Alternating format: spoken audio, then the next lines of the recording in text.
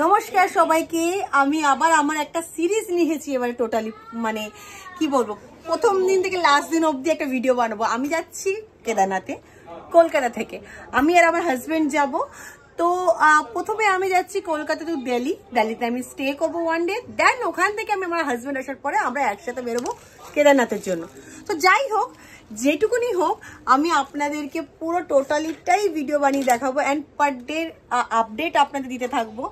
হ্যাঁ, হয়তো কোনো কোনো জায়গায় আমি কথা বেশি বলবো না, শুধু আপনাদের দেখিয়ে দেবো, কারণ আমি একটুখানি পাবলিকে বেশি কথা বলতে এখনো পর্যন্ত একটু লজ্জা পাই, হাসবেন না, কিন্তু ওইটাই হচ্ছে ব্যাপার। আর মেনলি আমি এটা মেন ভিডিওটা আমার হচ্ছে এটা পার্ট 1 পার্ট 2 করে অনেকগুলোই পার্ট হবে, প্রায় প্রত্যেক দিনেরই একটা একটা পার্ট হবে। আমি এডিটিং করব না, উইদাউট এডিটিং এর ভিডিও আমি পোস্ট করব।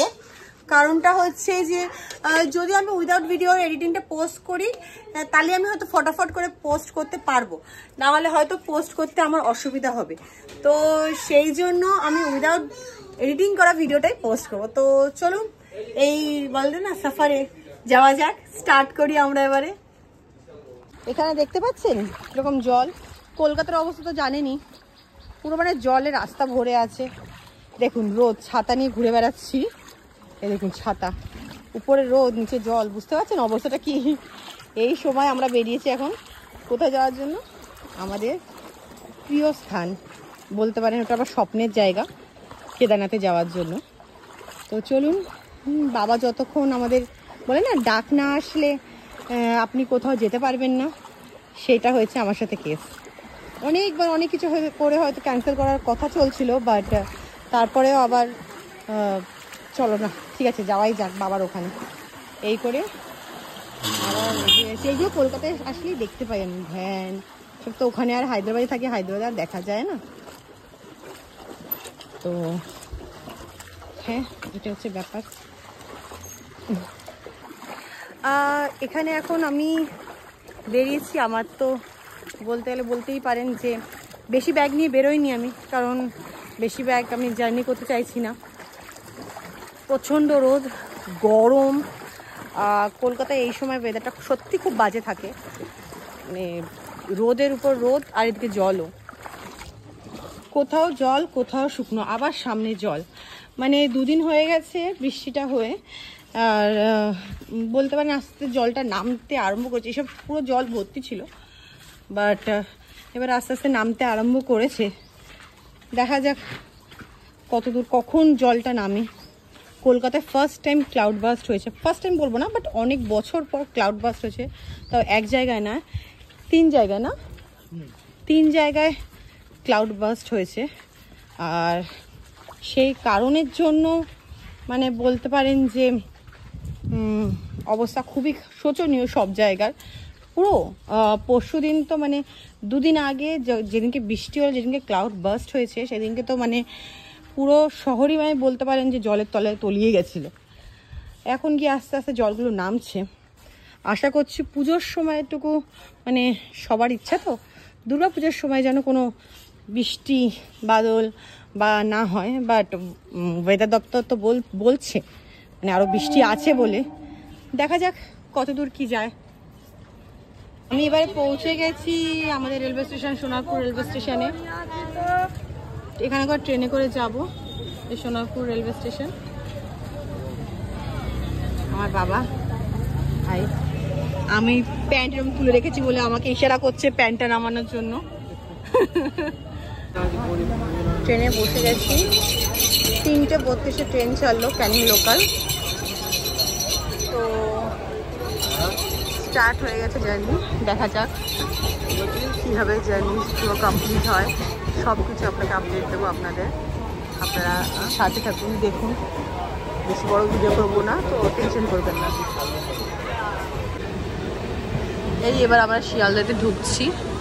শিয়ালদা মানে আমাদের সোনারপুর থেকে যে কোনো ট্রেনে আসে না কেন, আপের সাইডে শিয়ালদাতে সবাইকে নামতে হয়। ওখানে ঢুকে তারপর আমি আমার চেঞ্জ করব ট্রেন, রাজধানী ওখান থেকে আছে, শিয়ালদা থেকে আছে, হাওড়া থেকে নেই আমার। যেহেতু আমি ট্রাভেল করছি, আমার বাবা আমার জন্য একটা ছোট্ট পকেট গীতা কিনে দিলেন, কি জার্নির সময় কাজে লাগবে, ভগবানের সাথে থাকা উচিত, ভগবানের জায়গা যেহেতু একটু যাচ্ছি, সুন্দর একটা ছোট্ট পকেট গীতা। গীতা থাকলে অনেক কিছুই সুবিধা হয়, মানে বলতে এটা হয়তো কি বলবো, মান্যতা আছে বা শুভ জিনিসের সাথে শুভ জিনিস রাখতে হয়। তো গীতা আমাদের সনাতন ধর্ম, আমাদের হিন্দু ধর্মে সবথেকে পবিত্র জিনিস ভগবদ গীতা। তো একই সাথে করে নিয়ে চললাম আমি আমার এখন সফারে, বলে না সফারে, অনেক কিছু হিন্দি বাংলা মিক্স হয়ে যাবে, কারণ আমি হিন্দিটা আর বাংলা দুটো বলতে বলতে দুটোতেই কনফিউজ হয়ে যাই। তো এই আমার বাবা বসে আছে।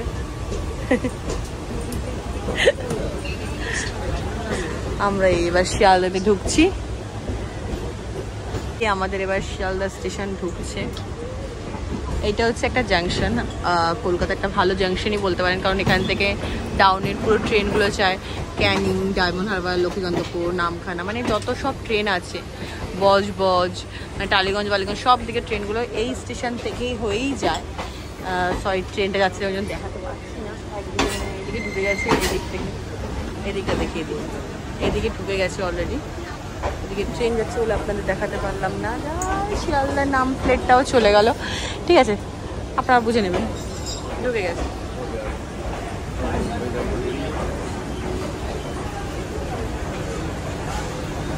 ট্রেন খুবই খালি। দুপুরবেলা আমি 2:30টার সময় উঠেছি, টাইমিংটা তো আপনাদের দেখালামই, ওই সময় ট্রেন খালিই থাকে।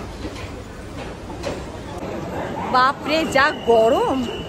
ফাইনালি আমি পৌঁছে গেছি শিয়ালদা স্টেশনে, আর আমরা একটা ট্রেন ছেড়ে এখন পৌঁছাচ্ছি। এই যে রাজধানী দাঁড়িয়ে আছে, প্রচণ্ড গরম। আপনারা আবার মুখ দেখেই বুঝতে পারছেন যে কীরকম অবস্থাতে আছি।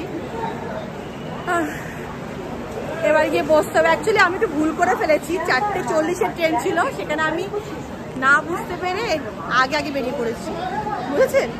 তো গিয়ে এখন বসে থাকতে হবে, এটা হচ্ছে ব্যাপার।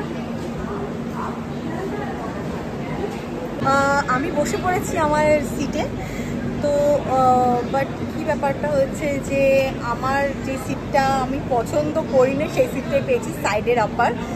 মেনলি কি না, আমার টিকিটটা ছিল মানে ওয়েটিং লিস্টে ছিল, যখন কেটেছি 2 মাস আগে কেটেছি, তাও ওয়েটিং লিস্টে ছিল। তো ওটা কনফার্ম হয়ে যেরকম নিজের থেকে হয়ে গেছে, কিছু করার নেই। বাট ওকে, সবাই আসছে আমার এরকম ভিডিও বানাতে খুবই লজ্জা লাগে বিশেষ করে। বাট স্টার্ট করছি যখন, শেষ তো করতেই হবে। আর আমার সিট নম্বর হচ্ছে 12।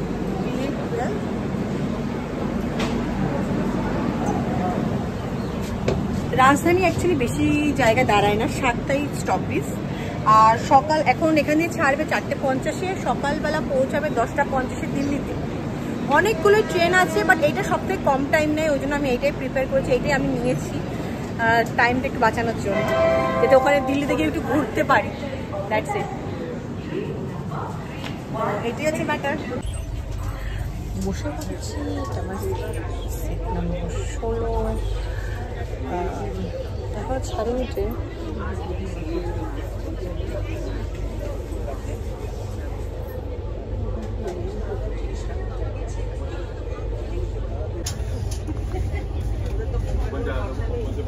স্টার্ট হয়ে গেছে, আমরা স্ন্যাক্স নিয়ে খাওয়া স্টার্ট হয়ে গেছি। একা জার্নি সত্যি খুব বোরিং লাগে, বাট কিছু করার নেই। একা যখন স্টার্ট করেছি, শেষ তো করতেই হবে, দেখা যাক। তো আমি আমাকে স্ন্যাক্স দিয়ে গেছে, স্ন্যাক্সে দেখুন কি কি দিয়েছে। 1 মিনিট। একটা স্যান্ডউইচ আছে, যেহেতু আমি ভেজ করেছি, মন্দির যাওয়া ভেবেই নিয়েছিলাম মন্দির যাওয়ার আগে পুরো ভেজ খাবো বলে। তো একটা বিস্কুট আছে, দেন একটা কেক আছে, কচুরি, সরি এটা কচুরি, একটা কেক ভাবছিলাম। এটা বুঝছি আমি খাই না, বাট ওকে, টাইম পাস করার জন্য। একটা চায়ের প্যাকেট মনে হয়, হ্যাঁ চা পাউচ, এটা হচ্ছে ব্যাপার। এটা আমাদের এখন স্ন্যাক্স দিয়ে গেল, আর আমি তো কোক খাচ্ছি। এই একটা শেষ হয়েছে, চিজ পপকর্ন। তো দেখা যাক। আকাশে মেঘ ভর্তি আছে এখনো পর্যন্ত, রাজধানী দৌড়ে চলেছে। ওয়েদারটা সত্যি খুব ভালো, শুধু বৃষ্টিটা না হলেই বেঁচে যাবো সবাই আমরা। কারণ পুজোর সময় বৃষ্টি হলে সত্যি কেউ পছন্দ করে না, এই ভেজার মধ্যে, জলের মধ্যে, কাদার মধ্যে কেউ পছন্দ করে না। তো সেই জন্যই সবাই চাইছে যে পুজোর সময়টা অ্যাটলিস্ট বৃষ্টিটা না হোক।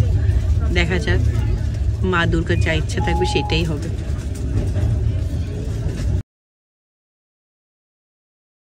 তো ডিনার এসে গেছে আমার। এটা দেখতে হবে খুলে কি আছে না আছে। রুটি আছে, এখানে পিকল আছে,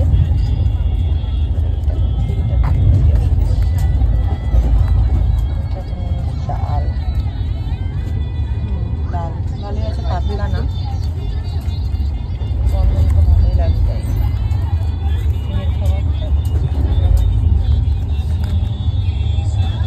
পানির, যেটা আমার পছন্দ না, পানির একদম আমার পছন্দ না।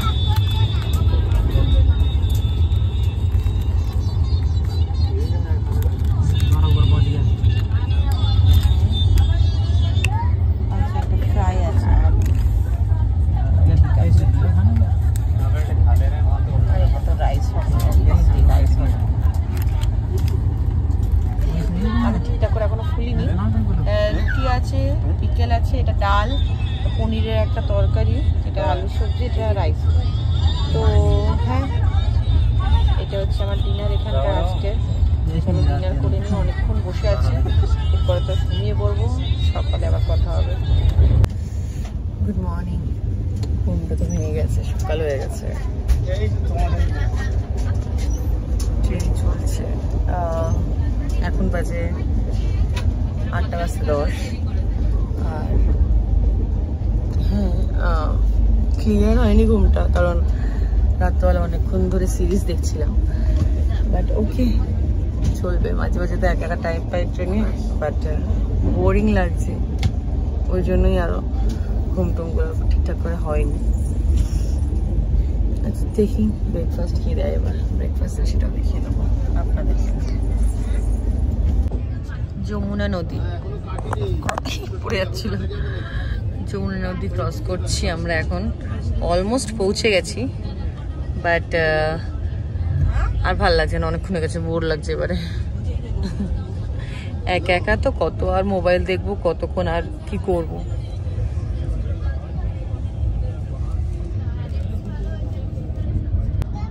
ফাইনালি আমি রিচ হয়ে গেছি এখন আপাতত। এরপর তবে চালু হবে এই যে দিল্লি দিল্লি দিল্লি দিল্লি দিল্লি।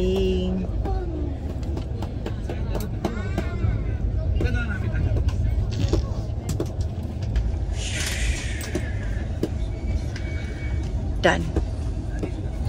তো আমরা দিল্লিতে, তো আমি এখন রিচ হয়ে গেছি, এবার দিল্লির অ্যাক্টিভিটিটা আমি আপনাদের দেখাবো এরপরের ব্লগে। তো প্লিজ আমার সাথে থাকবেন, অ্যান্ড আপনারা আমাকে যত হোক ফলো করুন, সাবস্ক্রাইব করুন, ঠিক আছে? তাহলে আমি আরও ভিডিও বানাতে আমার আরও ভালো লাগবে। बहुत खुशी है,